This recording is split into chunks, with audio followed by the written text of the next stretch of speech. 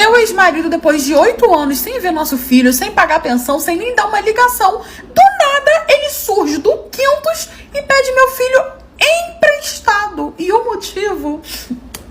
Quando eu me separei do Francisco Sauro, vamos colocar o nome dele aí de Francisco Sauro, foi porque eu percebi que ele não queria uma família, sabe? Eu tinha me casado com ele porque ele queria se casar, ele insistiu em se casar. E aí ele começou a pedir filho, quero filho, quero filho. E eu, né, fui fazer o quê? Realizar o sonho do macho. Porque eu não tava nem pronta pra ser mãe, mas eu fui realizar o sonho do macho, até porque eu já tava formada, tinha minha casinha junto com ele, a casa era minha, ele morava junto lá comigo, agregado e tudo mais. Ele tinha a profissão dele, a gente tinha, assim, uma situação financeira ok, juntando meu salário com o dele. A gente tava bem, ok, podíamos ter um filho, tranquilo. Eu não tava pronto, eu não tava, mas o Francisco Sauro queria, ele jurou que queria ser pai. Nisso, eu engravidei. E o nosso filho Enzo nasceu. Só que aí depois que o nosso filho Enzo nasceu, amor, a vontade dele de ser pai nunca mais existiu, tá? A gente começou a brigar o tempo todo, ele viu como era pesado, as noites que tinham que ficar em claro, troca fralda, dar banho, mamadeira, tudo caro.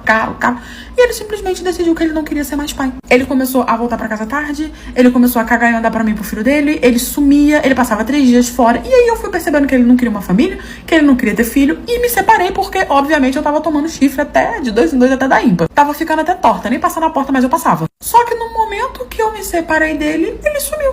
Ele se mudou de estado.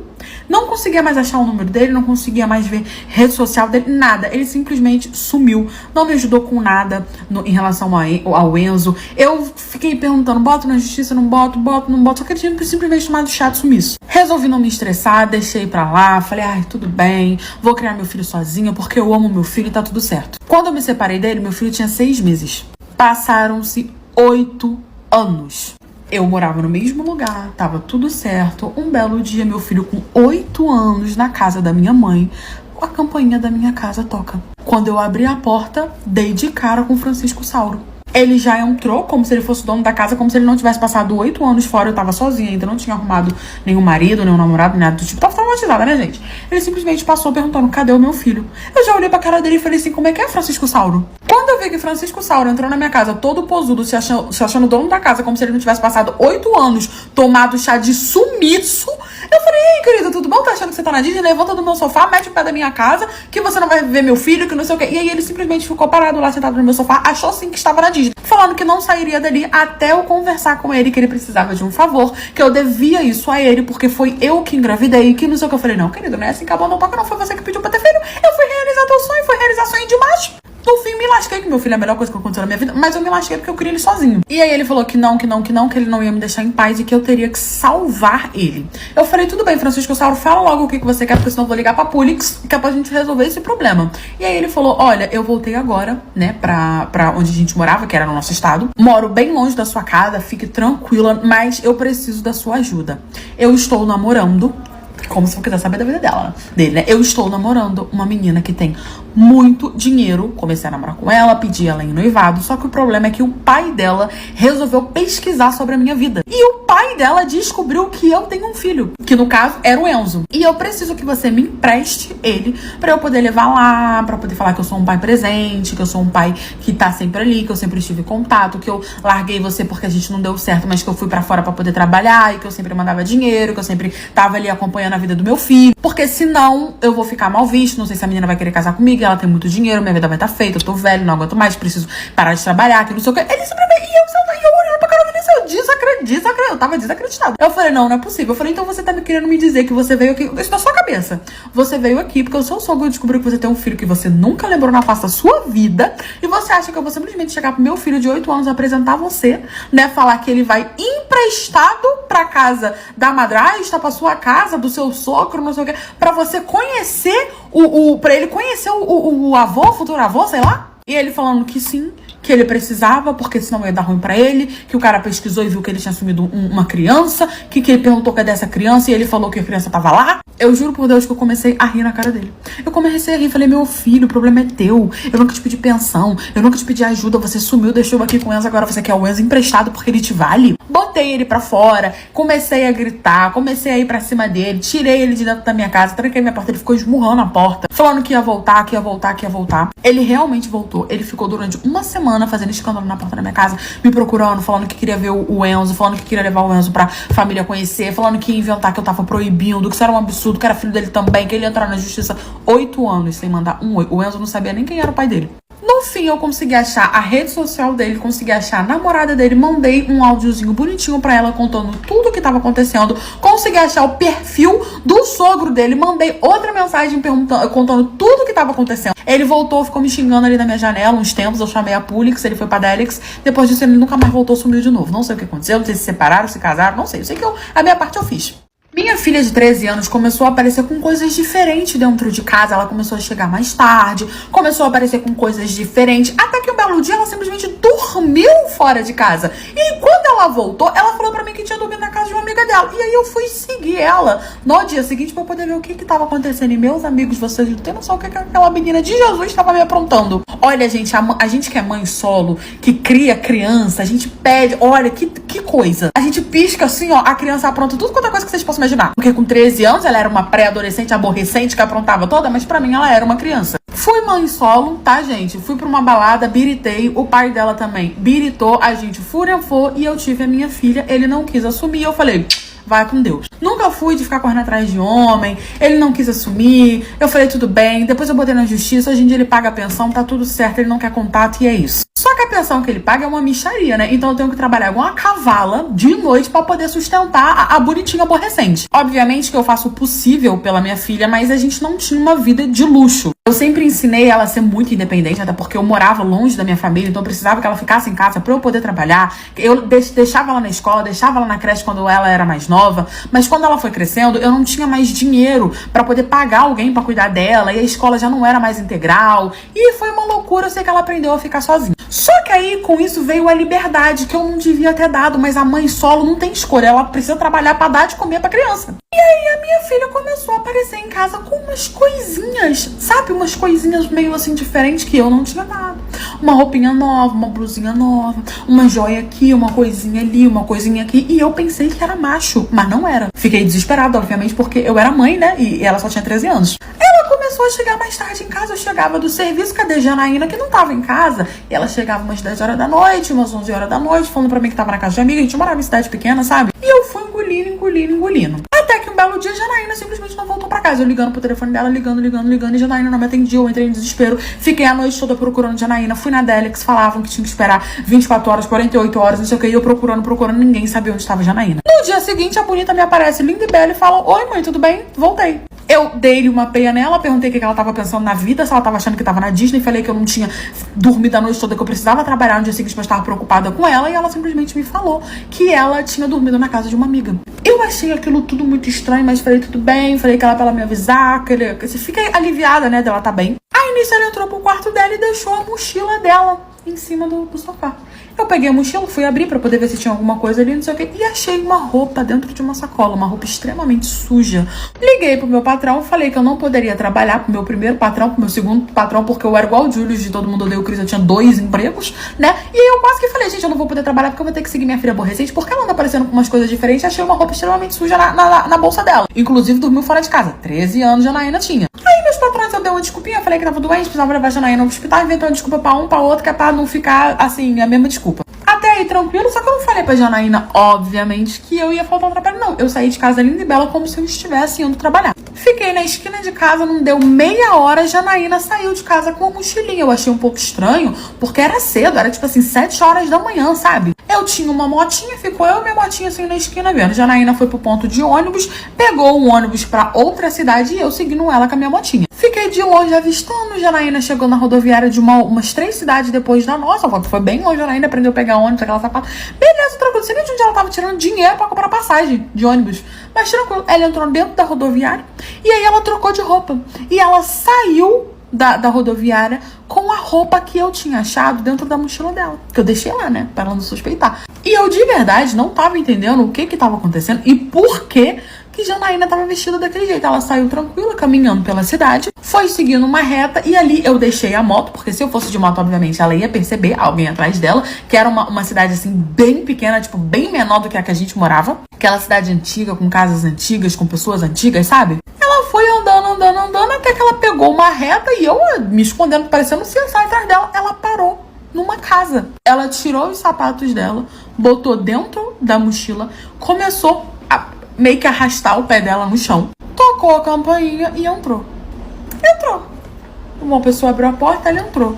Passou mais ou menos 1h30, eu na esquina já agoniada, ela saiu e seguiu a próxima reta e foi andando, e eu andando atrás dela. Ela parou numa outra casa, entrou de novo, ficou mais ou menos umas 2 horas, e eu assim, gente, o que tá acontecendo? Eu agoniada.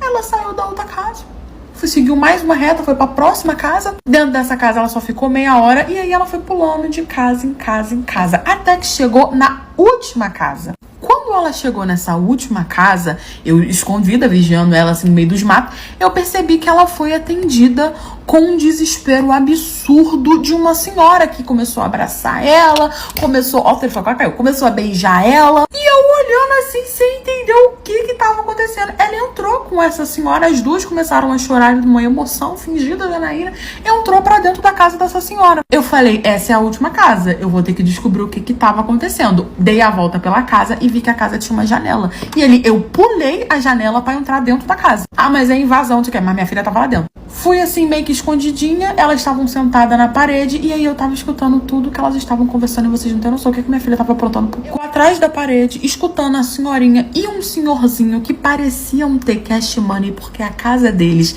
era assim, aquela casa bem bonita, e ela desesperada, chorando e falando, minha filha, eu já falei pra você que eu não quero mais você em situação de rua. Situação de rua, Janaína?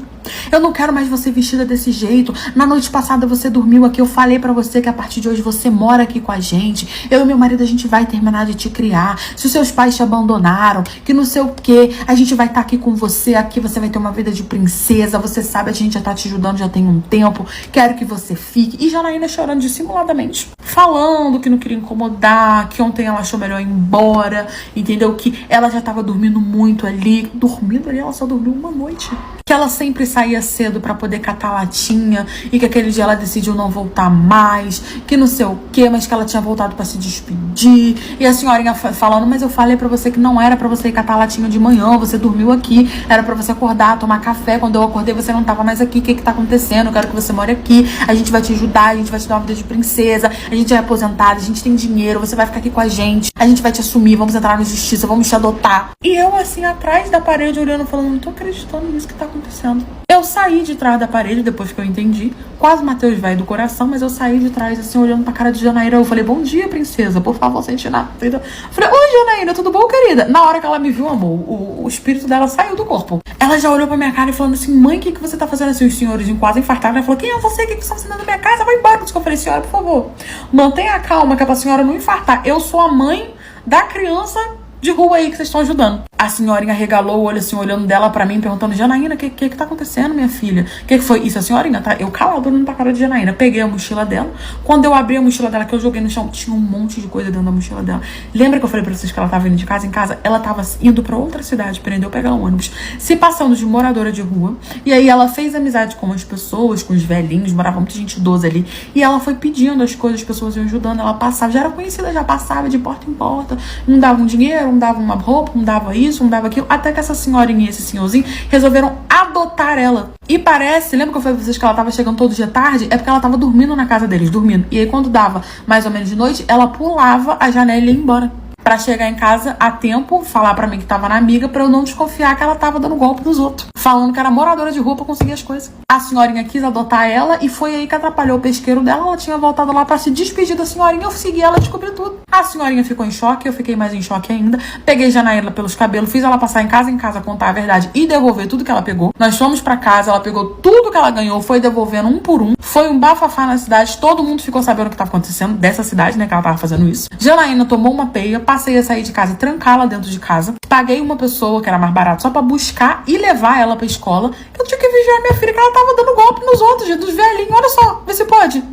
Eu atualmente moro com a ex-madrasta da minha filha. Depois de um belo dia fatídico, ela ter vindo arrastando a minha filha pelos cabelos até o portão da minha casa pra me contar o que estava acontecendo. E eu dei motivo a ela, tanto que hoje nós moramos juntos. Quando eu me separei do meu trauma, assim, porque meu ex-marido, ele não merece nem chamar de ex-marido, ele merece ser chamado de trauma, porque ele botou tanto chifre na minha cabeça que eu fiquei torta. Mas as pessoas mudam, segundo ele. Eu acredito nessa mudança? Obviamente que não, mas segundo ele ainda tô pra igreja, tinha mudado, que não sei o que. Nós tínhamos uma filha, na época nossa filha tinha 5 anos. E aí ele se separou de mim, passou uns anos, ele teve essa mudança extraordinária e ele começou a namorar uma pessoa que obviamente não tinha absolutamente nada a ver com a nossa separação, nem com nossos problemas. E a gente conversou, todo mundo adulto, até porque minha filha tinha contato com ele, ela parecia ser uma pessoa legal, dava bem com a minha filha, tava tudo certo, tudo ótimo. Eles se casaram, foram morar juntos. A gente tinha, assim, aquela relação de respeito, sabe? Tudo muito tranquilo, tudo na paz. Até que quando a minha filha tava mais ou menos com uns 14 anos, eu estava em casa, tudo lindo, tudo maravilhoso, tá, gente? Ela tinha ido passar o fim de semana na casa do pai dela, que não morava longe de mim. Era mais ou menos umas 10 horas da noite, né? Eu já estava deitada na minha caminha,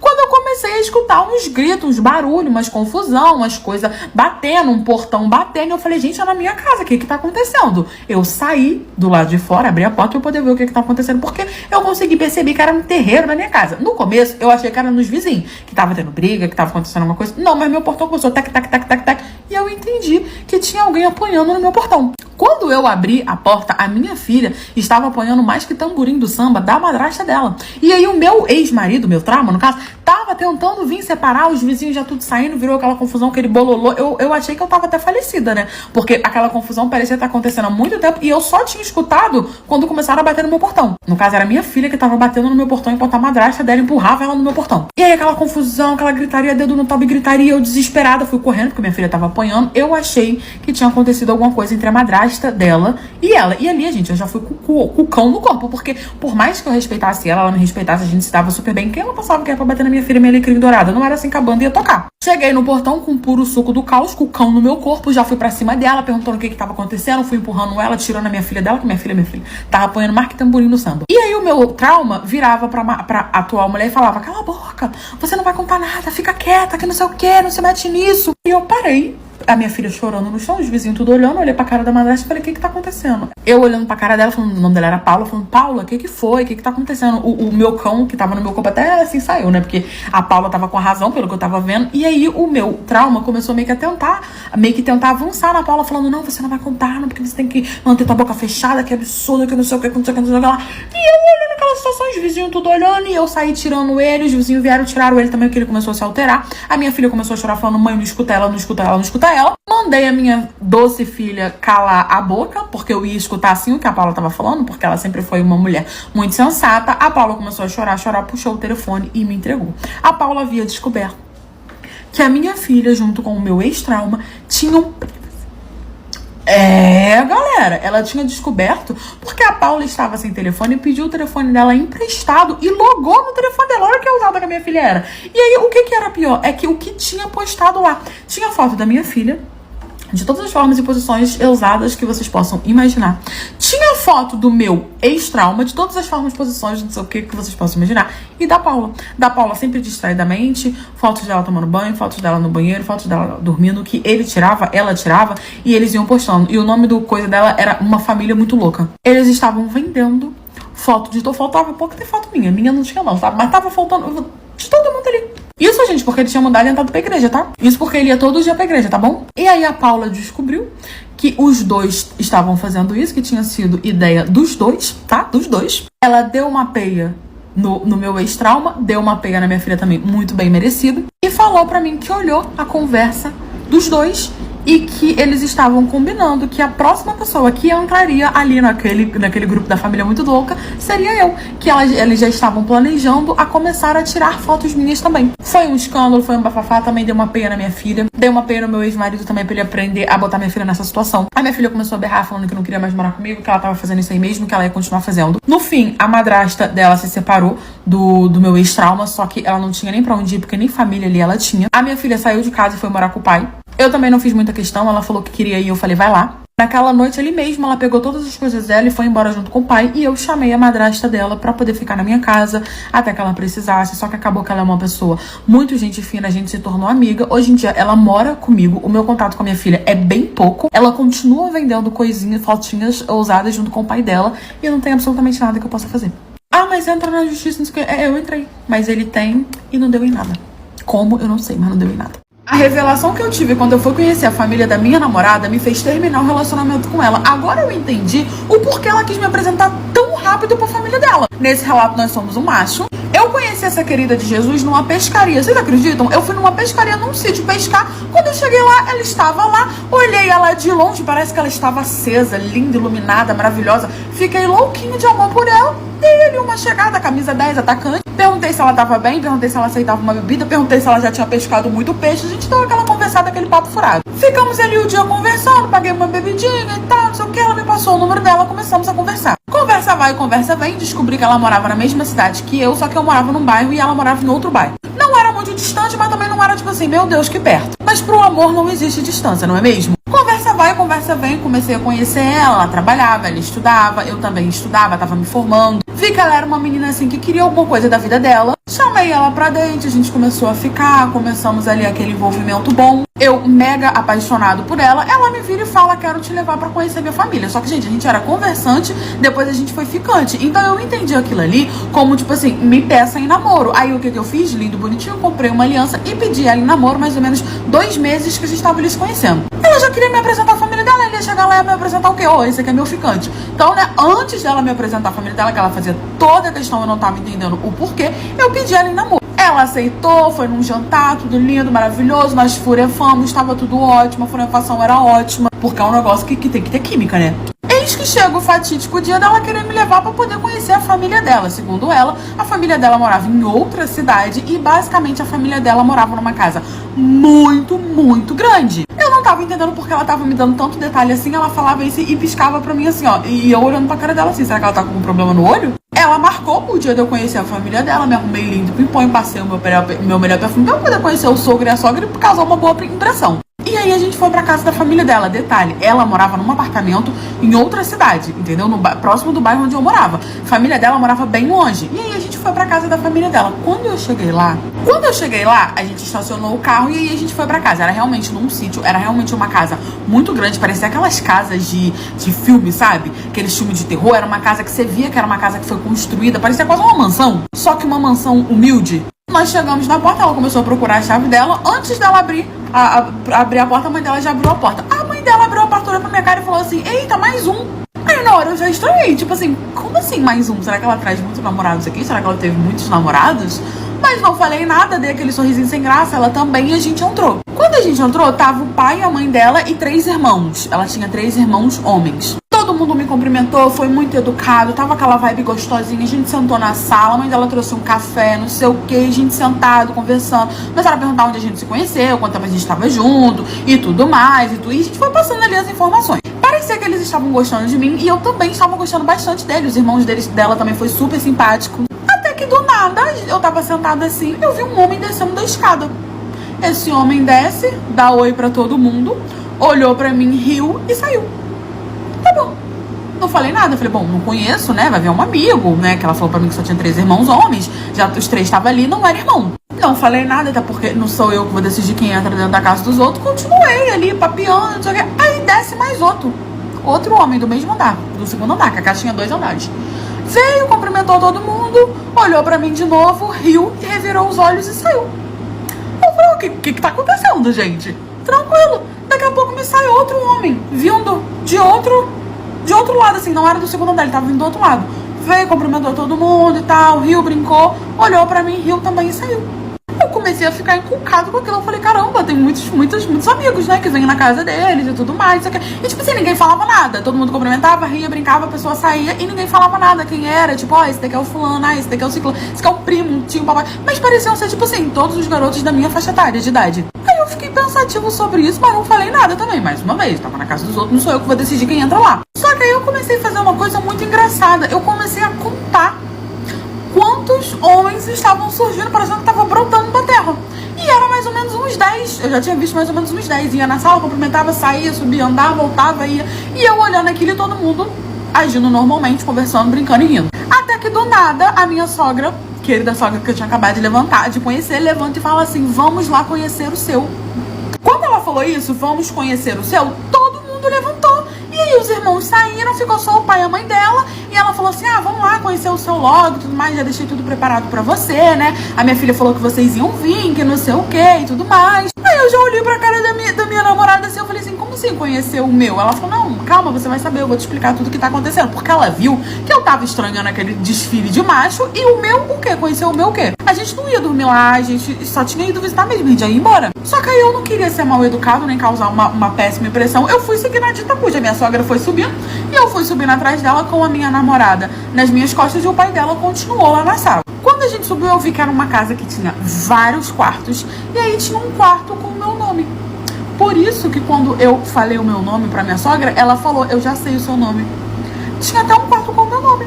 Aí ela abriu o quarto e falou: olha, esse aqui é o seu quarto, tá? A gente colocou ele até mais perto do quarto da Júlia. Júlia era minha namorada. Espero que você goste, tá bom? Esse aqui vai ser o seu. A gente deixou o maior conforto possível. Tá tudo certinho. Entrem e conversem.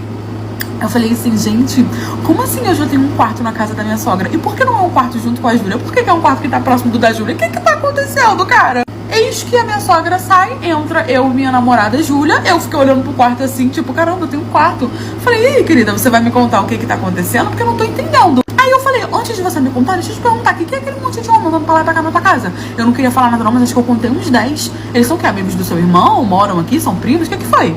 Ela me vira com toda a calma do mundo e fala assim: não, eles são meus namorados. Nesse momento eu não entendi nada, caiu o meu mundo, ficou aquele silêncio constrangedor. Eu falei: o quê? Eu contei 10. Ela falou: ai, você contou errado, é porque 2 deles não apareceram, mas tinham 12. Eu tenho 12 namorados que moram aqui comigo.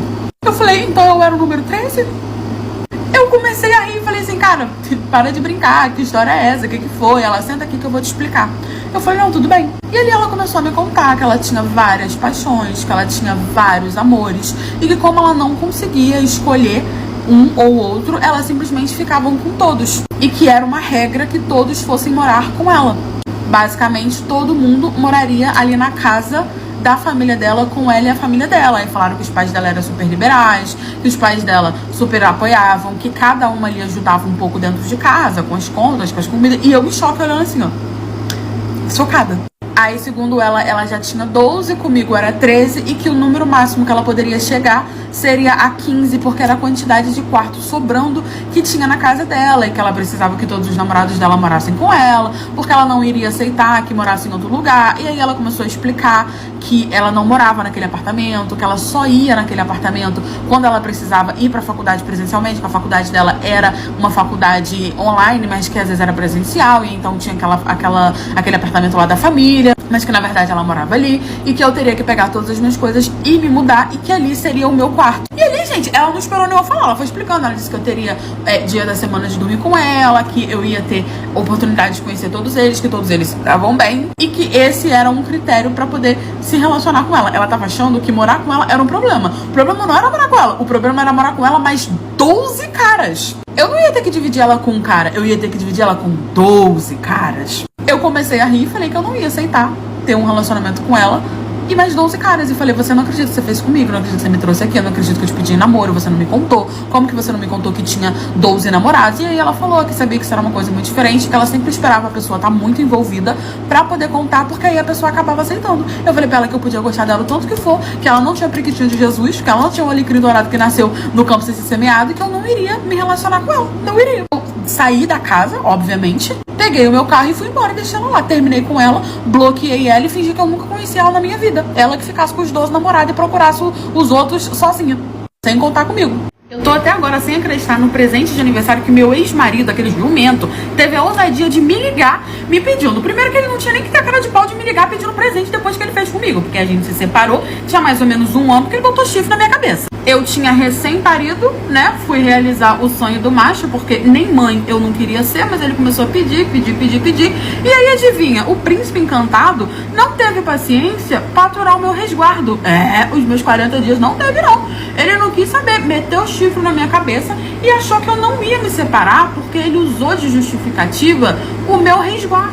Falou que eu não tava podendo, que se eu não podia, outra ia poder, que ele era homem e que eu tinha que entender isso. E assim, gente, eu não conhecia esse lado dele não, tá? Eu só conheci esse lado depois que eu pari, tá? Porque ele foi um ótimo marido, a gravidez toda. Eu tava casada com ele, já tinha mais ou menos uns 8 anos. Então eu verdadeiramente só conheci a pessoa que eu tava do lado depois que eu pari.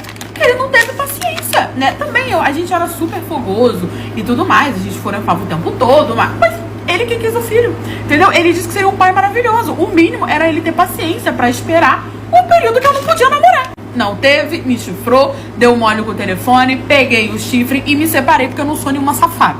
Foi a pior separação da face da vida. Ele não aceitou, ficou infernizando a minha vida. Eu voltei pra casa dos meus pais. Ele batia na janela do meu quarto todo santo dia, ficava fazendo escândalo na porta da minha casa. No fim, né, depois dele ver que eu fiz uma medida protetiva, depois dele ver que eu tava chamando a polícia toda vez que ele ia lá, ele meio que aquietou, porque ele começou a se dar mal, né? Coloquei ele na justiça pra poder pegar a pensão de João Miguel, porque eu não ia criar filho sozinho. Ele tava pagando pensão, tudo certinho, bonitinho. Eu sabia muito bem com quem ele tinha me traído. Tinha sido com a Cleide, que trabalhava na padaria perto da nossa casa. Só que as coisas foram se acalmando. A gente ficou ali naquela coisa assim, sabe? Meio termo, uma amizade, um respeito que foi surgindo. Mas eu tinha um rancor no meu coração do que ele fez comigo. Mas pelo meu filho João Miguel, eu fui deixando pra lá. Isso já tinha se passado um ano, com um ano as coisas já estavam, né, se resolvendo, se encaminhando. E aí chegou o aniversário do dito cujo. Ele me ligou de manhã cedinho, sabe? Era um sábado, aniversário dele. Eu sabia que era aniversário dele, afinal de contas eu fiquei com ele anos. Só que assim, gente, ele era meu ex-marido, não tinha mais nada a ver com isso. Ele me liga todo romântico, todo cheio de coisa, pra poder me pedir um presente de aniversário. E, gente, eu inocente, achando que ele ia falar: ai, eu quero um beijo seu, ai, eu quero passar a noite com você. Quando aquele homem começou a falar o que ele queria de presente de aniversário, gente, eu juro pra vocês que eu fiquei, gente, não é possível que esse homem já me fez passar tanta raiva, ele ainda tem essa ousadia. Ele me ligou: oi, fulana, você sabe que hoje é meu aniversário, que não sei o que. Eu falei: eu queria estar te pedindo um presente. Gente, eu falei: vai me pedir dinheiro, vai me pedir uma noite, coisas assim do tipo, jovem, pimpões, inocente.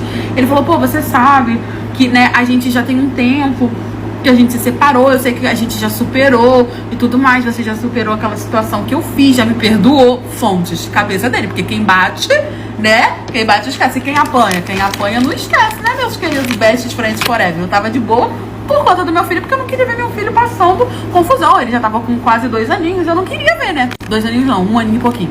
E aí ele me perguntou se eu lembrava da Cleide. Eu falei: claro, Cleide, mulher responsável pela galha na minha cabeça. Ele falou: cara, sempre foi o meu sonho ter vocês duas juntas, passar uma noite com você. Não sei se você sabe, mas a Cleide é bi. E eu conversei com ela, pedi pra ela isso de aniversário e ela super topou. Não sei se você toparia, se você quer uma aventura. Eu sei que você também já tá um tempo sem ficar com ninguém. Fontes, de novo, cabeça dele, que eu tava ficando com várias pessoas. Mas eu queria te propor isso, a gente podia ficar junto. E aí ele começou a defender a Cleide, limpar a barra da Cleide. Falou pra mim que ela não sabia que ele era casado quando ficou com ela, que ele falou pra ela que eles estavam separados, que eu e ele estávamos separados, que não sei o que, e que foi por isso que ela ficou, mas que a Cleide super toparia, que era pra gente passar uma noite junto, uma noite de aventura, que eu ia gostar, que ia ser nós três, que ele ia pagar tudo, que não sei o que, e que era um sonho dele, e que era pra eu realizar esse sonho dele. Gente, ele teve a cara de pau de olhar nos meus olhos, olhar nos meus olhos não, de virar pra mim e falar isso. Gente, eu fiquei com um ranço tão grande da cara dele, que eu só falei pra ele: vai pro cão que descarregue, meu amigo. Você não tem vergonha nessa sua cara, não? Desliguei o telefone na cara dele. Só que aí eu fiquei curiosa por ele ter falado que a Cleide não sabia, que não sei o quê. E aí ele acabou não só limpando a barra da Cleide, como me dando uma ideia muito maligna, né? O que eu fiz? Fui na padaria comprar um pão. A Cleide estava lá e chamei a Cleide pra conversar. E aí eu contei tudo pra Cleide. Falei: olha, meu ex-marido falou que você era bi, que você queria ficar comigo, que não sei o quê, que era um sonho dele, que você não sabia, que na época que ele ficou com você, que ele era casado. E ela falou que não, que realmente não sabia, mas que ela achava super legal ele ter me perdoado e continuar falando comigo e ainda querer ter uma noite comigo. Eu falei: como assim ter me perdoado pelo quê? E aí ela falou que ele falou que tinha se separado de mim porque descobriu que o filho que eu tinha não era meu. Não era dele. E que assumiu o filho por pena de mim. Que ele criaria o filho mesmo sabendo que não era meu, mas que ele se separou por conta disso. E aí por isso ela ficou com ele, porque ela foi consolar ele. Gente, olha, eu fiquei com ódio dele. Ela foi me mostrando as conversas. Eu falei, Cleide, é mentira, o filho é dele. Ele me chifrou com você, ele era casado comigo sim. Aí a gente começou a conversar. Eu desmascarei ele pra ela realmente não sabia de nada. Ela era inocente nessa história. No fim, chamei a Cleide pra poder tomar um cafezinho na minha casa. Ela foi, a gente furenfou. E depois eu só mandei uma fotinha. Foi uma experiência, primeira vez, eu nunca tinha ficado com uma mulher. Mandei uma fotinha minha e da Cleide pra ele. E falei, feliz aniversário. Nós furenfamos sim, mas sem você. Ele tem raiva de mim até hoje. Aí, gente. Rancoroso, boi rancoroso. Meu telefone ter sido roubado foi a melhor coisa que aconteceu com a minha vida. Porque depois de 3 dias, a pessoa que usufruiu do meu aparelho sem a minha permissão entrou em contato comigo pra poder me mostrar um negocinho. Só que eu não tava entendendo porque ele pegou o meu telefone. Então não fazia sentido ele querer me mostrar algo, porque o que já tinha lá, eu já sabia. Mas aí eu entendi o que aconteceu. Estava eu voltando do trabalho, era mais ou menos umas 10 horas da noite, né, CLT. Tinha que trabalhar pra poder comer o pão de cada dia. Estava passando pelo ponto de ônibus deserto. Parece que só eu tinha ido trabalhar naquele dia. Quando sou surpreendida, basicamente na porta do meu bairro, por um querido meio exótico, entendeu? E aí ele começou, perdeu. Mão pra cima, eu fiz. Ele falou, entrega tudo. Eu falei, querido, você pode levar até a minha cirola, porque eu sou CLT, acabei de chegar do trabalho. Eu não vou reagir pra tomar um tiro, entendeu? Eu já fui humilhado o dia inteiro. Você pode levar, o que você quer levar? Quer que eu arranque a roupa e volto pra casa pelada? Eu já fui humilhado o dia inteiro. Eu não me importo com mais essa humilhação. Você quer? E aí ele falou, não, passa tudo, passa a bolsa, não sei o que. Gente, eu dei tudo que ele quis levar. Acho que ele viu o meu desgosto na vida, o meu desgosto com os meus bens materiais. Eu tinha passado o dia inteiro sendo humilhada, gente. Eu trabalhava numa farmácia, na Zona Sul, com um monte de gente rica. Entendeu? Sendo pobre. Era gente pedindo pra eu não encostar na sacola deles. Era gente falando, passa minha compra sem respirar, por favor. Eu não quero que o seu ar contamine os meus produtos. Aí ele só olhou pra minha cara assim, pegou a minha bolsa, abriu, viu assim que não tinha quase nada de valor. Falou, querida, a única coisa que você tem de valor é o seu telefone. Pegou o meu telefone e me devolveu a minha bolsa. Beleza, graças a Deus, estavam todos os meus cartões, meus documentos, minha marmita. Pelo menos isso eu falei, muito. Eu tava agradecendo por ele só levar o meu telefone. Beleza, que eu tinha parcelado ele 24 vezes e ainda estava na parcela 3? Sim, mas tudo bem, bem material, a gente compra outro. Agradeci ele, só que antes de eu ir embora ele falou, psiu. Eu falei, opa. Ele falou, a senha. Eu quero a senha do seu telefone e a senha do iCloud. Eu falei, tá bom. Dei a senha pra ele tipo, tava tarde, gente. Tava tarde, a rua tava deserta. Eu morava no Cafundel do Judas. Ele tava sem pressa e eu também não tava com muita pressa, não. Eu tava tipo assim, tá bom. Aí ele foi, pegou a senha bonitinha, confirmou bonitinho e falou, valeu. Eu falei, tchau, querido. E fui pra casa, meus amigos. Cansada, tomei um banho, cheguei em casa, falei, mãe, pai, fui assaltada, tá bom? Tô sem telefone. E é isso, fé. Eu vou fazer o quê? Aceitar a derrota. Dias de derrota, o outro também. Passou-se 2 dias desde esse fatídico dia, quando eu recebo um e-mail. A pessoa falando, oi, boa tarde, eu sou a pessoa que usufruiu do seu telefone sem a sua permissão. Estou aqui porque eu tenho algo para te contar que eu acabei percebendo. Gente, na hora eu confesso pra vocês que eu fiquei ousado. Que menino ousado. Ele me mandou um e-mail. Eu já tinha recuperado um telefone velho que eu tinha, já tinha colocado o meu chip, né, tinha recuperado meu número. E ele falou, vou te chamar no Zap. Me chamou com um número, obviamente, sem foto, sem nada. E ali ele começou a conversar comigo. Ele tinha me mandado e-mail pra perguntar se eu estava com o mesmo número. E eu falei que estava. Ele já tinha salvado meu número, né? E aí ele começou a me mandar mensagem. Mas aí você vai dar confiança pras pessoas, pra tráfico? Gente, eu tava, desculpa, mas eu tava curiosa. O que ele tinha achado no meu telefone que chamou a atenção dele a ponto dele entrar em contato comigo pra me contar? Eu queria saber o que era. Aí, tranquilo, ele falou assim, você namora o fulano de tal? Fulano de tal, vamos apelidar ele carinhosamente como Jurandir, como sempre. Então, Jurandir, coincidentemente, tinha sido assaltado. Tinha 3 dias antes de mim. Pois é, basicamente no mesmo lugar. Esse bandidinho, ele tava basicamente fazendo ponto ali. Era o ponto do assalto dele, entendeu? Quem passava ali perdia o telefone. Só que, obviamente, na hora, você acha que eu ia raciocinar isso? Obviamente que não. Mas realmente, o meu namorado de 4 anos, que eu estava basicamente noiva, basicamente não, eu estava noiva, que ele me pediu, ele tinha sido assaltado 3 dias antes de mim. Queridas.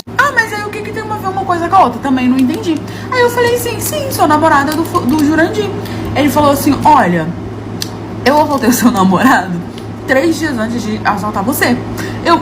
Ele falou, e aí, eu tava olhando o telefone dele, porque eu sempre adoro, eu gosto de olhar o telefone da galera, por isso que eu peço a senha, fofoquito. Eu achei que ele pedia a senha pra facilitar a vida dele, mas não, é pra olhar as coisas dos outros mesmo, fofoquito. Aí ele falou, eu estava olhando e eu vi que esse cara super traía a namorada dele, ele tinha... E eu assim, ó, olhando o WhatsApp, sem acreditar. Ele tinha várias conversas com menina, tinha conversa com uma melhor amiga da garota. Menina, eu vi tudo, vi todos os áudios, todos os nudes, todas as conversas, tudo, que não sei o que e tal. Mas tranquilo, eu ainda tava pra vender esse telefone, tudo certo. Quando eu assaltei você, eu vi a sua foto de capa, que era com o Jurandir, e vi que era a mesma foto que tava na capa do outro telefone que eu tinha assaltado 3 dias antes. E aí eu consegui dar uma raciocinada, vi um, vi outro, e entendi que vocês, na verdade, são namorados. Pois é, querida, seu namorado tá te chifrando firme. Na hora eu respondi assim, tu tá de brincos, né? Ele falou, não, vou te mandar tudo. Ele exportou, amigos, a conversa. Só que aí eu falei, vem cá, como é que você exportou essa conversa se meu namorado já recuperou o número? Ele falou, não, no dia eu exportei pra mandar pra um brother meu. Aí, tranquilo, ele foi, pegou, me mandou tudinho, bonitinho que ele tinha, os prints, não sei o que, as fotos, vídeo, isso, aquilo. E eu fiquei puro suco do caos, do choque, de tudo. Agradeci, falei, tranquilo, muito obrigada. E aí ele falou, pô, faz o seguinte, passa amanhã lá naquele ponto que eu vou te devolver teu telefone. Eu falei, tá de brincos. Ele, não, pô, sério, passa lá. Eu passei, ele devolveu meu telefone realmente. Só que antes disso eu peguei tudo que ele me mandou, tudinho, e mandei pro meu namorado, pra minha amiga, pra mais 2 amigas que ele pegava também, que eu vi, pra família dele, pra todo mundo assim que eu conhecia. Todo mundo assim que sabia do meu relacionamento, eu mandei. Sabe que você vai na lista e bota marcar todo mundo? Eu basicamente fiz isso. Terminei o relacionamento, deixei o cara vender o telefone dele, ele devolveu o meu, eu agradeci e foi isso, gente. Meu filho engravidou a madrasta dele. E o pior foi quando eu descobri o porquê disso. A relação com o pai do meu filho sempre foi uma relação muito boa. A gente resolveu se separar na época porque ele recebeu uma oportunidade de emprego fora, né, do Brasil. E eu não queria ir. Ele tinha a oportunidade de me levar, mas eu realmente não queria ir porque eu era muito apegada a meu pai e a minha mãe. Eles já eram idosos, eu era filha única, eu não queria deixar eles sozinhos. Então, eu também, meu filho era pequeno, eu não queria me mudar pra outro país, sabe, sem saber nada, não sabia falar inglês. Então eu acabei não aceitando ir com ele e a gente decidiu se separar porque ele não poderia perder essa oportunidade. Eu gostava do meu ex-marido, né, quando a gente se separou, ele também gostava de mim, mas ele resolveu aproveitar essa oportunidade. Ele foi embora, sempre ajudou muito o Luiz Felipe, sempre deu de tudo, mandou de tudo, e a vida seguiu. Ele começou a se relacionar lá, eu comecei a me relacionar aqui, eu segui com a minha vida e tava tudo bem. Os anos foram se passando, até que quando meu filho estava com 16 anos, ele resolveu voltar pro Brasil. Ele conseguiu a transferência, né, da filial de lá pra filial daqui, e ele resolveu voltar pro Brasil com a mulher dele. A mulher dele não era americana, a mulher dele era brasileira, mas morava lá, e aí eles resolveram voltar aqui pro Brasil, compraram uma casa, tava tudo certo. Eu fiquei feliz por eles, eu já estava casada, então pra mim, assim, realmente não dava pra dar continuidade no relacionamento, até porque ele também já tinha outro relacionamento. E eu achei que tava tudo bem, meu filho passou a frequentar a casa dele, meu filho tinha um contato muito grande com o pai, por vídeo, por telefone, o tempo todo. Era um pai bem presente na medida do possível, de acordo com a situação que ele tava. Quando ele voltou, ele se tornou, tipo, o melhor pai do mundo. Meu filho ficava semanas na casa dele e eu não impedia, porque ele ficou 16 anos, basicamente, sem ver o filho dele. Então, quando ele voltou pro Brasil, meu filho ficou, tipo, 3 meses direto lá, vinha em casa, basicamente, só pra me ver. Meio que a gente trocou, sabe? Ele meio que morava com o pai e vinha fim de semana pra poder me ver. E eu super entendi isso. Ah, mas ele se mudou pra casa do pai? Não, ele só tava realmente curtindo o pai dele aquele período. Com isso, passou mais ou menos 6 meses que a gente tava nessa situação e eu comecei a conversar com meu filho, falando, filho, tá na hora, né, de você voltar pra casa, de você ir só fim de semana na casa do seu pai e tudo mais. E ele começou a bater o pé, falando que não, que ele queria ficar mais um pouco. E eu juro pra vocês que eu achei que era porque ele tava realmente querendo curtir o pai dele. Eu falei que tudo bem, tava respeitando o momento dele, mas combinei com ele, tipo, uma semana lá em casa, uma semana na casa do pai dele, porque ele também era meu filho, né? Mas alguns meses se passaram e aí o meu filho chegou em casa um dia meio assim, não vou dizer em choque, mas assustado. E aí ele falou pra mim, mãe, eu preciso te contar uma coisa, porque apesar de eu ter aceitado, eu não sei se o que eu fiz foi certo. E aí ele me falou que engravidou a madrasta dele. Primeiro que ele falou, eu engravidei alguém. E não sei se isso foi certo, por mais que eu tenha aceitado. Na hora eu já comecei a me tremer. Falei, como assim? Você engravidou alguém? Achei que era alguma amiguinha, alguma namoradinha, alguma coisa do tipo. Só que eu não tava sabendo. Porque ele tava mais enfornado na casa do pai dele do que aqui em casa. E aí ele começou a falar, mãe, eu engravidei a minha madrasta. Gente, na hora, tipo assim, o meu mundo caiu. Eu fiquei olhando pra cara dele assim, sem acreditar. Eu falei, filho, como assim? Você se envolveu com a sua madrasta? Como que você pode fazer isso com seu pai? Meu Deus, imagina a reação do seu pai sabendo disso. Comecei a tentar conversar com ele pra poder entender o que estava acontecendo. E ele falou, mãe, o papai sabe. Ele não só sabe, como foi ele que me pediu. Eu falei, o quê? Ele falou assim, mãe, o meu pai me pediu pra engravidar minha madrasta. Por isso eu estava tanto tempo lá. A gente estava basicamente praticando até ela engravidar. Eu fiquei sem saber o que falar, sem saber o que pensar e falei, filho, me explica. Como assim? Do que você tá falando? Eu comecei a tentar criar situações na minha cabeça e não via nada. Parece que a minha cabeça ficou num puro silêncio. Porque, gente... E aí ele me falou que o pai dele voltou pro Brasil porque estava tentando engravidar a madrasta, mas não estava conseguindo e tudo mais. E aqui no Brasil era mais fácil para poder conseguir uma barriga de aluguel ou conseguir alguma coisa relacionada para poder engravidar. Era bem mais fácil do que lá. Por isso que eles voltaram, porque o sonho dela era ser mãe, ela queria muito ser mãe, não sei o que e tudo mais. E aí quando chegaram aqui no Brasil, que meu filho passou a conviver mais tempo lá, essa madrasta teve a brilhante ideia de que ela poderia engravidar do meu filho. E aí o meu ex-marido iria assumir, seria basicamente o filho dele. E era isso, só que ela não parou pra poder pensar que não seria filho dele, seria neto do meu ex-marido e filho do meu filho. E aí ele começou a me explicar que ele quis, que ele aceitou, né, que foi um pedido do pai e da madrasta, que ele estava de acordo, que foi tudo bem, que estava tudo certo, mas que agora que aconteceu, a ficha meio dele que caiu e ele estava meio que assustado em saber que ele vai ter um filho, mas que esse filho não vai ser dele, que esse filho não vai ser do pai dele, ele não sabe como ele vai reagir em relação a isso, quando a criança crescer, ele estando perto, e ele não sabe se ele vai conseguir administrar isso. Obviamente, meu filho tinha 16 anos. Provavelmente, na hora, para agradar o pai, ele não pensou sobre as consequências dos atos dele e ele acabou aceitando e acabou se relacionando com a madrasta, acabou dando um filho dele pro pai dele. Essa foi de verdade a pior situação da minha vida, porque eu literalmente não sabia o que fazer. Eu fui em cima do pai dele, obviamente, a gente começou a discutir, fui na casa dele, discuti com a madrasta, não fiz nada com ela porque ela estava grávida, né? A criança no ruim não tinha culpa. Ela falou pra mim que eu tinha que entender porque eu era mãe, que esse era o sonho dela, que ela queria ter um filho. Eu falei que tivesse um filho, mas que não fosse do meu filho. A gente começou a discutir, eu fiquei sem saber o que falar, sem saber o que fazer. Perguntei pro meu filho o que ele queria fazer em relação a isso, se ele queria assumir essa criança, porque aí a gente iria lutar na justiça. Ele falou que não, que ele queria continuar ajudando o pai dele, que ele estava assustado, mas que ele tinha tomado essa decisão e que ele não queria voltar atrás. No fim, a criança nasceu, meu ex-marido assumiu como se fosse filho dele. O meu filho continua falando com o pai dele, com a madrasta, vai na casa deles, convive. Eu não falo mais com eles porque eu não digeri muito bem essa situação, mas eu respeitei a escolha do meu filho porque eu sinceramente não sabia o que fazer. Meu filho tá fazendo terapia para poder entender e digerir melhor essa situação. Ele realmente não assumiu a criança, hoje em dia ele trata a criança como se fosse um irmão, mas no fundo ele sabe que é filho dele. Comecei a achar ossos dentro da minha casa e descobri que esses ossos eram ossos humanos.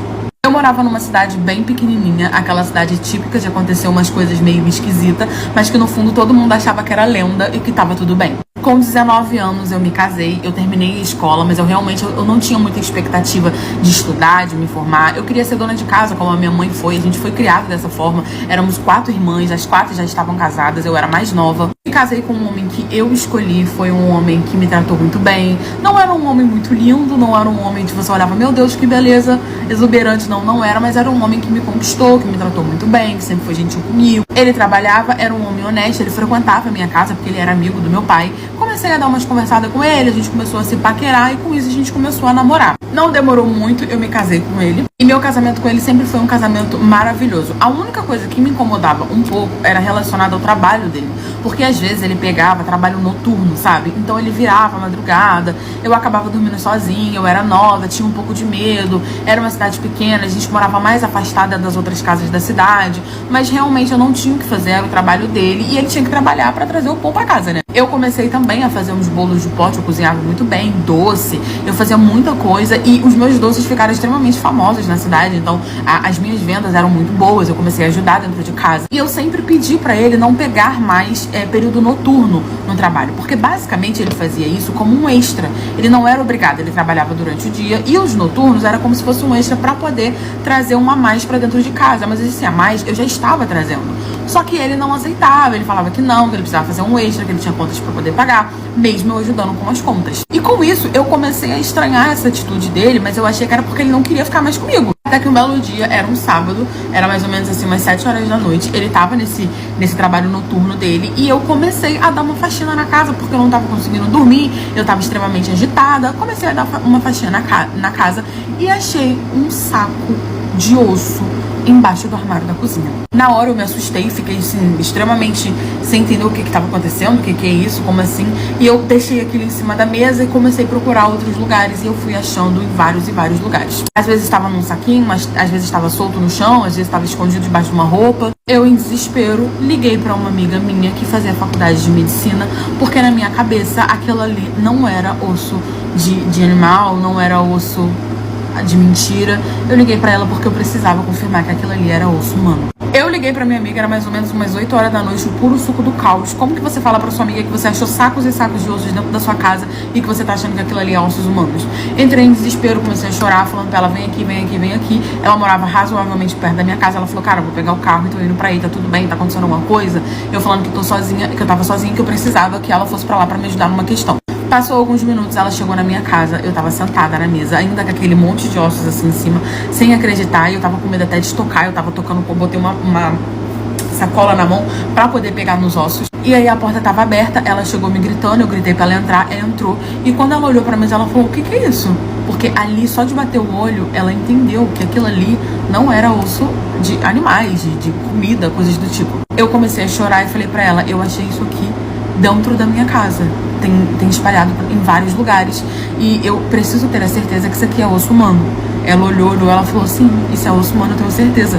E aí ela foi me dando mais ou menos o nome do que ela achava que era. Eu acho que isso é isso, acho que isso é aquilo, isso é aquilo, isso é aquilo. E eu entrei em desespero. Ela falou, cara, como assim? O que tá acontecendo? Como tem isso na sua casa? Como isso veio parar aqui? E aí eu falei pra ela que aquilo ali tava escondido dentro da minha casa e que eu estava achando que era o meu marido. Porque o meu marido, ele trabalhava de coveiro num cemitério. Só que assim, ele sempre foi um homem muito honesto, ele sempre foi um homem muito tranquilo. Eu nunca pensei, equilibrado, eu nunca pensei que ele fosse fazer uma coisa dessa. E eu sabia que tinha que ter alguma explicação pra isso. Eu contei pra minha amiga, minha suspeita, falei, olha, só tem eu e ele dentro dessa casa. A única pessoa que tem acesso a ossos humanos é o meu marido, porque ele trabalha dentro do cemitério. Então, assim, só pode ter sido ele, mas tem que ter alguma explicação. Comecei a conversar com ela e pedi pra ela pra que ela não contasse pra ninguém que eu iria conversar com ele. Ela era uma amiga de muitos anos, obviamente eu confiava nela. Ela falou, amiga, fica tranquila, tá tudo bem, tá tudo certo. Conversa com seu marido e depois você me conta o que aconteceu. Eu juntei todos os ossos, guardei num saquinho, esperei ele chegar no dia seguinte em casa. Naquela noite, eu não dormi nada. Eu fiquei a noite toda acordada em claro. Quando ele chegou em casa, eu tava basicamente na mesma posição, sentada na mesa com os ossos dentro do saco esperando ele chegar. Assim que ele chegou, que ele bateu o olho, ele já regalou o olho completamente assustado. Obviamente que ele entendeu que eu tinha achado os ossos, só que ele começou a chorar. Começou a chorar, falando que podia me explicar, que não era o que eu tava pensando, que ele não estava fazendo nada de errado. E eu falei, como você não está fazendo nada de errado se tem vários ossos humanos dentro da minha casa? E aí ele começou a tentar falar que não era ossos humanos, e eu falei que era. Falei que tinha chamado uma amiga e que ela tinha me confirmado que era ossos humanos, sim. E aí ele começou a entrar em desespero, falando, como assim, você contou isso pra alguém, você tá maluco, você é perigoso, posso perder meu emprego, posso ser preso, pipipi. E eu falei, ela não vai contar porque ela é da minha confiança, mas eu quero que você me explique o que tá acontecendo. E aí ele, chorando, começou a falar que ele tinha essa questão de que ele gostava de colecionar ossos humanos, que ele achava extremamente interessante, que ele gostava, que era um vício dele. E eu falei, como você tá conseguindo isso? Você tá desenterrando as pessoas pra poder pegar os ossos humanos dela?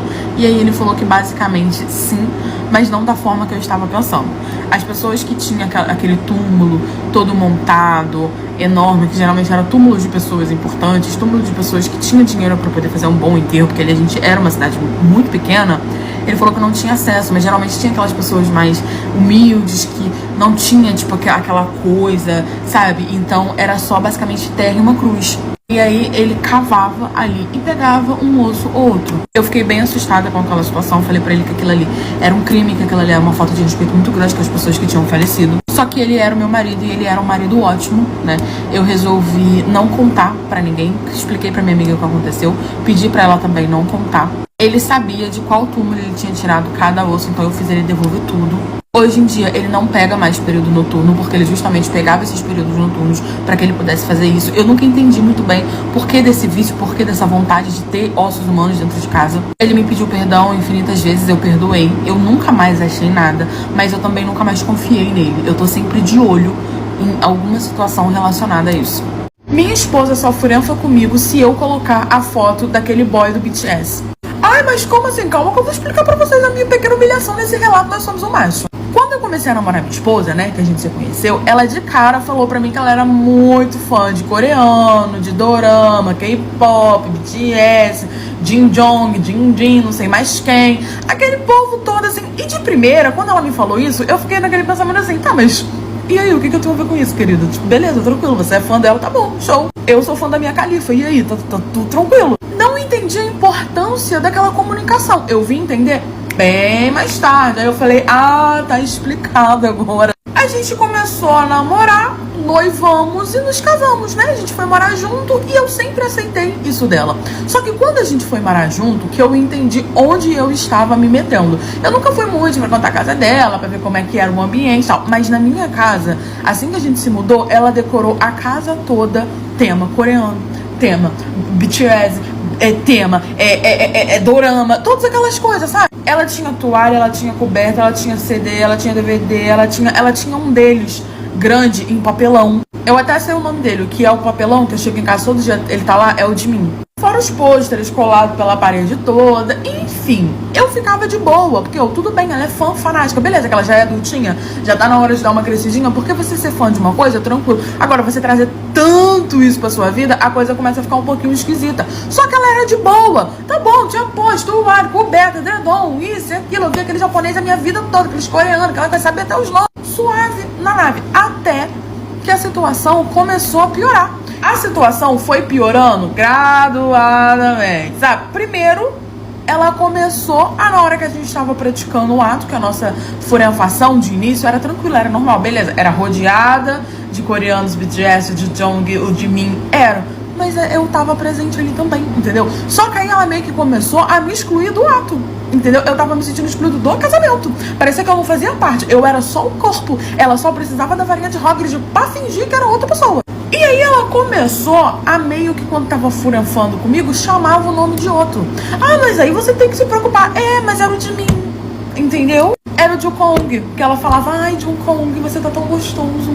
Ai, de mim, você é uma delícia, sabe? E eu lá, eu mostrando meu potencial, dando meu nome, porém não meu nome, né? Me esforçando, me empenhando pra dar uma furanfação decente pra aquela mulher de Jesus, e ela chamando o nome de outro. E o outro não era uma pessoa, tipo assim, que mora aqui na esquina, ou um amante dela. Não, era os coreanos, era os tal dos BTS, entendeu? Os doromeiros, era esses que ela tava chamando. Aí o safado que ficava lá dando o meu nome, e ela não falava nem meu nome. Aí eu comecei a me sentir meio humilhado com aquilo, né? Eu comecei a ficar, caramba, parece nem que eu tô aqui, parece que eu não tô participando e tal. Só que eu mais uma vez respirei e falei, não, tranquila, ela é fã.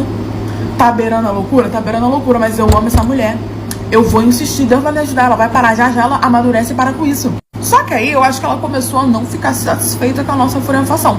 Porque um dia estava eu voltando do trabalho, cansado, trabalho igual um safado o dia inteiro.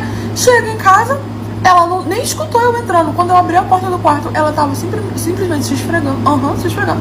Numa coberta que ela tinha, uma almofada que ela tinha, que tinha a cara do de mim ali. E ela tava lá esfregando a flor de lótus, a breja dela, entendeu? A rampimenta dela, no rostinho do coreano. E tava, amor, ali delirando. E eu olhando aquela situação assim, chocado. Mas eu falei, o que tá acontecendo aqui? Aí ela falou pra mim que só estava se auto-dando pra você. E eu falei, tranquilo. Ela achou que eu não vi que ela tava esfregando o rosto na cara do de mim. Ela achou. Eu vi. E quando eu achei que a situação não poderia piorar, né? Porque muitas das vezes ela ficar chamando, isso aqui é gostoso, não sei o que de mim, de Jong. Eu continuava porque ela era gostosa, entendeu? Ela era boa. Aí eu continuava. Só que eu comecei a me sentir muito desconfortável. E aí, um belo dia, ela simplesmente pegou o telefone dela, botou no meio da furanfação, olha a humilhação, botou uma foto de um deles, o de mim, o Jungkook, e botou no meu rosto. Porque ela não tava conseguindo se concentrar olhando pra minha cara. Aí ela botou no meu rosto a foto dele no telefone. Gente, como eu me senti desconfortável. Só que o pior é que eu não falava nada de tipo assim, para, não tô gostando, não sei o que. Não, eu aceitei. Ela olhando pro telefone enquanto eu tava lá mandando a ver, e ela chamando o nome de outro que era o coreano. Aí você acha que não piora? Piora. Porque ela era o quê? Dedicada. Ela simplesmente mandou fazer uma máscara pra mim. Uma máscara de papelão com a foto do Jimin e do Jungkook. Os que ela mais gostava. E aí quando a gente ia furanfar, ela passou a só furanfar comigo se eu colocasse a máscara. Aí eu queria furanfar porque eu gostava dela, botava a máscara. O meu casamento anda assim, né? Eu não sei mais o que fazer. Já tentei conversar com ela, mas ela não consegue, diz que não consegue. Eu gosto muito dela e tô naquele assim, tô aceitando. Fazer o quê, né? O boy queria me ancorar pelo toba. Aí, como assim? Pois é, foi essa situação que eu passei quando eu fui, furanfar, liberar rompimento pra aquele Jurandir. Mas também, gente, eu fui Dora Aventureira, eu confesso pra vocês. Eu tinha ido pra casa de uma amiga minha passar o fim de na casa dela. E aí ela me chamou pra ir pra uma baladinha. Vamos pra uma baladinha, que não sei o quê. Você nunca fez nada demais. Eu era mais quietinha, mais na minha, entendeu? Já tinha um tempo que eu tinha terminado um relacionamento, não namorava com ninguém. A rompimenta já tava dando teia de aranha. Aí eu topei e a gente foi pra baladinha. E aí a gente tá dança, desce tequila, não sei o quê. Caipirinha, faz isso, faz isso. Quando eu comecei a perceber que tinha um boyzinho me olhando de longe, não sei o quê, todo salientado. Aí ele viu que eu tava dando umas bisolhadas pra ele, a gente começou a trocar tal do troca do olhar. Aí ele veio todo simpático, pipõe, conversar comigo, não sei o que, a gente começou a conversar, começou a rolar um climinha, a gente deu uns beijinhos. Quando eu olhei pra minha amiga também tava dando um beijinho no outro garoto. E ele começou a rolar um clima, e ele falou assim, ai, vamos pra um lugar mais privado, que não sei o que. Gente, ele estava ali a fim de, furanfar. Só que eu não é que eu tava afim de furanfar, eu só tava naquela vibe assim, poxa, eu nunca fiz isso. Eu nunca fiz algo assim diferente, de chegar, conhecer um boy aleatoriamente e furanfar com ele. Nunca. Falei, tem a primeira vez pra tudo. Pra quê? Eu devia ter falado pra ele, tá achando que é o quê, querido? Que eu achei a minha rompimenta na Disney? Tá achando que eu vou furanfar com você no primeiro nem encontro? Na primeira vez que eu vi na sua vida? Fiz isso? Claro que não. Pensei, sim, mas ele era gato, eu tava afim. Então eu falei, eu vou ser a mulher empoderada e vou furanfar com ele. Falei, tranquilo, vamos. Nem conhecia ele, tá? Saí da balada, avisei minha amiga, falei, amiga, estou indo liberar. Falei assim, pra ela entender o que tá acontecendo. Ela começou a rir e falou, vai lá, porque acho que pra ela era normal, né? Morava em cidade grande, né? Aquela coisa toda. Eu era mais assim do interior. Tranquilo, falei pro cara que eu ia assim, sem pena dos meus órgãos, porque ele podia. Eu não conhecia ele, nem sabia pra onde ele ia me levar. Nós saímos da balada, ele falou, espera aqui que eu vou pegar meu carro. Foi lá, pegou o carro dele. Olha como eu sou corajosa, de noite, tá, gente? Era tipo assim, 2 da madrugada. Tranquilo, pegou o carro dele, eu entrei no carro e a gente rolando todo aquele clima, a gente foi pra casa dele. E quando eu cheguei no apartamento dele, gente, eu vi, esse cabra tem dinheiro. Só que o fato dele ter dinheiro foi o terror da minha vida. Ele começou a me beijar, não sei o que, rolando todo aquele clima. A gente já saiu da sala, não deu nem tempo de eu conhecer a casa dele. A gente saiu da sala entrando pro quarto dele. Quando eu entrei no quarto dele, o quarto dele era enorme. E aí rolando todo aquele clima, não sei o que, ele vira pra falar pra mim assim, eu tenho uma proposta pra você. Eu falei, o quê? Ele apertou um botão e desceu um negócio no quarto dele. Quando ele apertou o botão, eu me senti a Anastácia do Christian Grey. Eu falei, o que é isso? Sem nem o contrato, a gente não vai discutir os nossos termos? Ele simplesmente apertou o botão, desceu uma cortina toda escura, saiu uma parede com vários negócios assim, que eu fiquei olhando assim, tinha cinto, tinha algema, tinha isso, tinha aquilo. Eu falei, gente, o que tá acontecendo aqui? Vou ficar com o Christian Grey, não tô sabendo. E aí, ele apertou um outro botão e desceu um negócio do teto dele. Gente, esse negócio do teto eu nunca vi na minha vida. Era uma coisa extremamente esquisita e estranha, né? Aí eu peguei e fiquei olhando pra cara dele assim. Tudo bem, o restante do quarto tava me assustando um pouquinho, mas aquilo ali que tava descendo, eu realmente não entendi o que era aquilo, né? Aí ele veio todo salientar e falou, olha, eu tenho uma proposta pra você. O que era esse negócio? Era tipo uma barra de ferro, e na ponta dele tinha um negócio que fazia assim, ó, como se fosse um assim, sabe? E era de borracha. Você via que era de borracha, era como se fosse um anzol, entendeu? Que você fazia assim, e ele era todo de borracha. E aí ele pegou um banquinho e botou um banquinho embaixo desse negócio de anzol. Ele falou, olha, eu gosto de furanfar de uma forma meio diferente. Aí eu falei, nem percebi, né? Olhando aqui pelo seu quarto da Jurandir, nem percebi. Jurandir Dora Aventureiro. E ele falou, eu vou te fazer uma proposta, com certeza que você vai amar. É algo que você nunca fez. Eu falei, você vai subir em cima desse banquinho aqui. Eu vou passar o lube nesse negócio aqui. E eu falei, meu Deus do céu, não é possível. Ele falou, e você vai colocar o seu tubinhas aqui. E aí a gente vai furanfar. Acho que a minha primeira pergunta que eu quis fazer pra ele foi, você vai tirar o banco? E aí eu vou ter que ficar pendurada pelo toba? Ou é impressão minha? Acho que foi a primeira pergunta que eu quis fazer. Mas eu olhei pra cara dele assim, completamente assustado, e falei assim, assim, Zuzu? Brincalhão. Ele falou, é sério, é muito legal, eu já fiz isso com diversos garotos, você quer algo diferente, você vai gostar, não sei o quê. Aí eu já comecei a pensar, não, moço, eu tô Dora Aventureira demais de estar aqui com você, eu nem te conheço, vim pra tua casa sendo que você pode vender meus órgãos, entendeu? Agora você querer me ancorar pelo toba, entendeu? Me pendurar pelo toba, eu nunca vi isso, porque o Xangô nunca fez isso não, meu amigo, ele bota na mão, entendeu? Ele prende aqui, prende no pé da cama. Agora pelo toba, me ancorar pelo toba, eu falei que não me sentia confortável, porque eu acho que aquilo ali ia me machucar. Ele, não, você precisa experimentar. De primeira, eu não vou tirar o banco. De primeira eu não vou tirar o banco. Depois, conforme você for pegando mais conforto, eu vou tirar o banco. E você vai ver que é muito bom, mas eu vou estar te segurando, não sei o que e tal. Eu falei, meu Deus, o Dash quer me ancorar pelo toba. Pelo toba. Eu falei pra ele que não me sentia confortável. Que se ele quisesse, a gente poderia franfar normalmente. Mas que se ele não quisesse, tudo bem, eu ia pra casa. Querido. Aí ele falou, não, tudo bem, então a gente furifou normal, tal, não sei o que. Aí ele escondeu todas as coisas, apertou os botões, a gente furifou normal. Foi bom, mas foi daquele jeito que, tipo, você via que ele não tava gostando. Mas o problema dele, eu não ia ser ancorada pelo toba. Depois eu fui pra casa e bloqueei ele e fingi que nada aconteceu. Meu marido resolveu pagar uma viagem completa pra nossa filha. Até aí, tava tudo bem, só que o que eu descobri, tava chegando o aniversário da minha filha, chamada Larissa, né? Ela ia fazer 18 anos. E aí o meu marido conversou comigo e decidiu que ele iria pagar uma viagem pra ela. Ela não queria festa. Sempre foi um sonho dela fazer uma viagem internacional e tudo mais. Então a gente começou a correr atrás de passaporte, dessas burocracia, passagem, Airbnb, todas essas coisas. O sonho dela era ir pra Paris. Ela foi pra Paris. Foi a viagem que ela escolheu e pra mim tava tudo bem. Apesar de que eu achava que a minha filha não estava merecendo tanto, né? Porque de um tempo pra cá, a minha relação com ela mudou muito. Ela tava me ignorando muito, ela tava meio que desfazendo de mim. Mas eu estava com aquilo na cabeça. É uma fase, vai passar. Porque todo mundo diz que quando você tem filha mulher,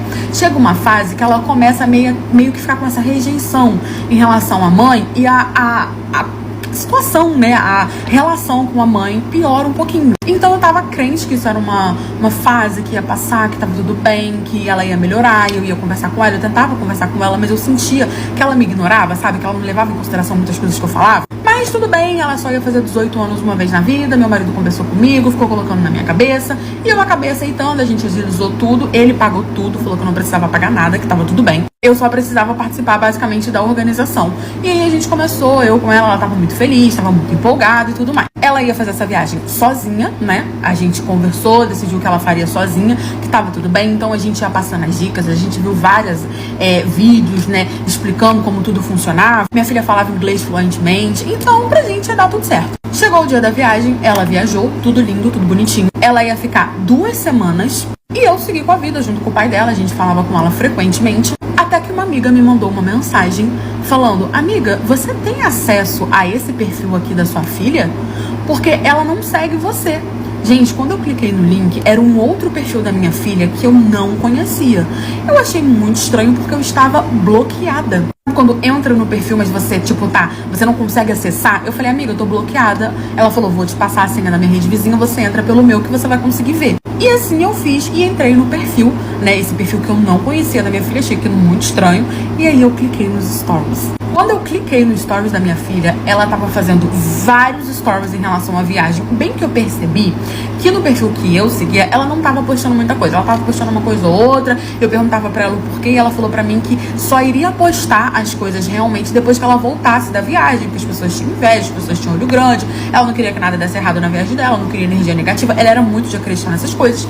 E eu falei que tudo bem. Mas, gente, ela tava postando tudo nesse perfil que eu não conhecia, nesse perfil assim que era aberto, tinha vários seguidores, bem diferente do perfil dela que eu tinha acesso. Só que o problema não era ela ter 2 perfis, não é ela tá mentindo pra mim, né, apesar de que incomoda um pouquinho, né, mas isso é bobagem, eu achei que era coisa de adolescente. Só que quando eu cliquei no stories, ela tava postando a viagem toda do lado de uma mulher que eu nunca vi na minha vida. Era uma mulher que devia ser um pouco mais velha que ela, minha filha tava com 18 anos, ela devia ter mais ou menos uns 26 anos por aí, e ela postando várias fotos, elas estavam juntos no hotel, elas estavam juntos fazendo os passeios, elas estavam juntos a cada evento, elas estavam juntos em tudo, restaurante, shopping, ponto turístico, elas estavam juntos em tudo. Até que chegou uma foto que ela postou, minha melhor madrasta. E eu fiquei chocada com aquilo, porque eu comecei a escutar os vídeos e ela chamando ela de madrasta, falando, ai, você se tornou minha melhor amiga, que não sei o que. Gente, aquilo ali caiu o meu mundo totalmente. Eu pensei, não, isso aqui só pode ser uma brincadeira. Como assim? Quem que é essa mulher? Como assim, madrasta dela? Comecei a ficar extremamente preocupada com aquilo, falando, meu Deus, quem que é essa mulher? Só que aí eu pensei, ela deve estar mentindo, falando que é a madrasta. Mas, poxa, como é que vai ficar isso? Eu e o pai dela, nós somos casados, as pessoas podem ver assim como a minha amiga viu e me mandou. Comecei a ficar extremamente neurótica com aquilo, falando, gente, os outros vão ver isso, que vergonha e tudo mais. Só que o que eu pensei? Eu não vou conversar com o pai dela sobre isso, porque isso tá muito estranho, porque ele fez muita questão que ela fizesse essa viagem sozinha, porque eu queria fazer essa viagem com ela. Mas ele falou que era o momento dela, que não sei o que eu tinha que respeitar e tudo mais. Falei, não vou falar nada. Printei tudo bonitinho, agradeci minha amiga, expliquei pra ela mais ou menos o que tava acontecendo e esperei meu marido chegar em casa. Quando ele chegou em casa, que ele deu um mole com o telefone dele, eu peguei o telefone dele e ele, gente, eu descobri tudo. A minha filha estava realmente viajando com a madrasta dela, que eu nem sabia que ela tinha. O Jurandir estava me traindo com uma mulher que trabalhava com ele e ele tinha uma casa com essa mulher que ele comprou, botou essa mulher lá dentro. A minha filha vivia na casa dela, falava pra mim que ia pra casa das amigas e vivia na casa dela. Ele deu de presente essa viagem para as duas. Eu vi as conversas dele com ela, dele com a nossa filha. A nossa filha basicamente cagou e andou pra mim, realmente me apunhalou pelas costas. Não se importou que eu era a mãe dela, que o pai dela tava me traindo, me enganando, que ela tava indo fazer uma viagem com uma outra mulher, alegando ser a madrasta. A traição pra mim foi tanta que eu quebrei o pau com ele. A gente começou a discutir. Quando ele saiu do banheiro, eu taquei o telefone nele. Falei, eu não acredito que você tá fazendo isso. Ainda levou a minha filha. Só que assim, pra minha filha tava tudo bem. Ela tava super feliz que ele tava me enganando, que ele tava com outra pessoa. Parecia que ele gostava mais da madrasta do que de mim. Eu peguei todas as minhas coisas e eu saí de casa, voltei pra casa da minha mãe. Mandei o print de tudo pra minha filha, falei que eu tava sabendo e que se ela fazia tanta questão dessa madrasta, que ela podia ficar com essa madrasta. Deu mais ou menos uns 2, 3 meses, ela começou a me mandar mensagem desesperada, querendo ir morar comigo, porque parece que o pai tava maltratando, que a madrasta tava maltratando. Eu perdoei a minha filha, muita gente falou que eu não tinha que perdoar, mas no fundo ela é a minha filha, eu perdoei. Ela voltou a morar comigo e com a minha mãe. Hoje em dia a nossa relação tá tentando melhorar, mas ainda não tá aquela coisa. Mas eu com certeza nunca mais confio nela.